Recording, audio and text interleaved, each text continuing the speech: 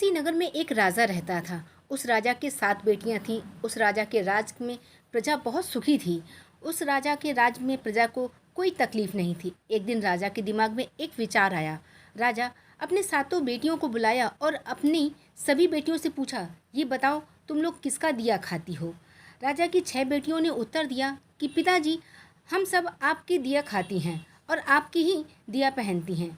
राजा की 7वीं बेटी, जो सबसे छोटी थी, उसने अपने पिता से कहा, पिताजी, मैं तो भगवान का दिया खाती हूँ। यह सुनकर राजा अत्यधिक क्रोधित हो गया। उसने कहा, सबको मैं खिला रहा हूँ और ये कह रही है मैं भगवान का दिया खाती हूँ।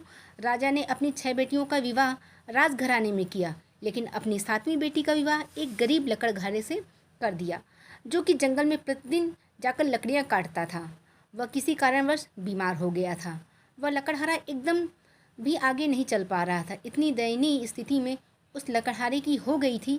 ऐसे में लकड़हारे ने उस राजा से अपनी छोटी बेटी का विवाह कर दिया। वह किसी कारणवश बीमार हो गया था। वह लकड़हारा एकदम भी आगे नहीं चल पा रहा था। इतनी दयनीय स्थिति उस लकड़हारे की हो गई थी। ऐसे लकड़हारे से उस राजा ने अपनी छोटी बेटी का विवाह कर दिया। राजा ने अपनी बेटी से कहा, तूने बोला था कि मैं भगवान का दिया खाती हूँ, तो अब तू उसी का दिया खा। वह लड़की भगवान की इच्छा मानकर खुशी खुशी उस गरीब लड़के के साथ रहने लगी।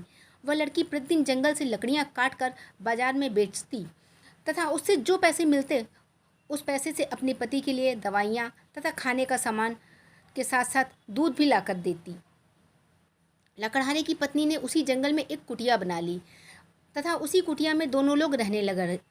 लकड़हारे की पत्नी बहुत दयावान थी। उसी कुटिया के बगल में एक नाग का जोड़ा रहता था। लकड़हारे की पत्नी सुबह एक कटोरे में दूध लेकर वहाँ नाग के बिल के पास रख देती। वह नाग प्रतिदिन दूध पीता। वह नाग कोई मामूली नाग नहीं था, बल्कि इच्छाधारी सांप था। एक दिन उस नाग ने सोचा, यह लड़की तो बहुत दयालु है तथा गरीब है, क्यों ना इसकी मदद कर दी जाए। एक दिन उस नाग ने लकड़हारे की पत्नी के स्वप्न में आकर कहा, बेटी, जिस स्थान पर तुम दूध का कटोरा रखती हो वहाँ पर तुम गड्ढा खोदना, तुम्हें बहुत सारी संपत्ति मिलेगी। उस संपत्ति में तुम सबका भला करना, लेकिन एक बात ध्यान रखना, कोई भी व्यक्ति तुम्हारे द्वार से भूखा न जाए। लकड़हारे की पत्नी सुबह उठी। जिस स्थान पर नाग का जोड़ा रहता था वह वहाँ पर खोदना शुरू किया। उसकी पूरी तकदीर बदल गई। उसे इतना ज़्यादा सोना मिल गया। उस धन से उसने एक महल बनवाया। उसने पूरा एक नगर ही बसा लिया। वह प्रतिदिन भूखों को भोजन करवाती थी। उसका पति भी अब पूरी तरह से स्वस्थ हो चुका था। एक दिन लकड़हारे की पत्नी सबको भोजन करवा रही थी।